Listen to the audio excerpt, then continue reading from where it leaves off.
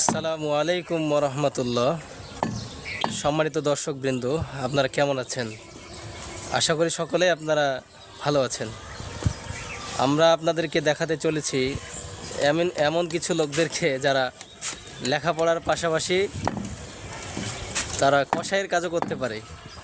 তো আমার সামনে উপস্থিত আছে আমাদের এখানে বেশ কিছু ছাত্র যারা পড়ালেখার পাশাপাশি এই যে তারা কসাইয়ের কাজও করতে পারে। এটা একটা আশ্চর্য বিষয় যে এই যে ছোট ছোট ছেলেগুলো এখন থেকে কি সূক্ষ্মভাবে তারা গোস্ত কাটাকাটি করতে পারে। একটা গোটা খাসি তারা এখানে কেটে পেড়ে ফেলেছে, কি একটা আশ্চর্য বিষয়। এর মধ্যে এই যে ছেলেটা দেখছেন, এর বাড়ি হচ্ছে গুশিরা, এর নাম হচ্ছে আরাফাত। এই ছেলেটা এত সূক্ষ্মভাবে একটা খাসি জবাই করতে পারে, মানে না দেখলে বুঝতে পারবেন না। তারপরে এই যে এর নাম হচ্ছে সাকিবুল, বাড়ি রাজরামপুর।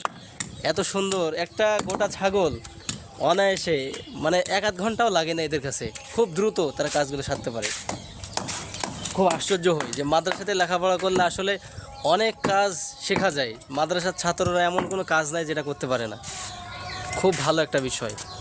পড়ালেখার পাশাপাশি এই যে কাজগুলো এগুলো করতে পারা, এটা একটা অনেক বিশাল বড় পাওয়া এবং অনেক বড় একটা পাওয়া, যেটা সকলে কিন্তু পারে না। তাদের জন্য দোয়া করবেন, তাদের সুস্বাস্থ্য কামনা করি।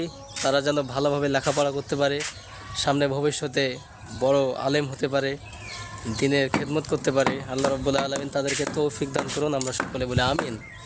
ধন্যবাদ সবাইকে। আসসালামু আলাইকুম।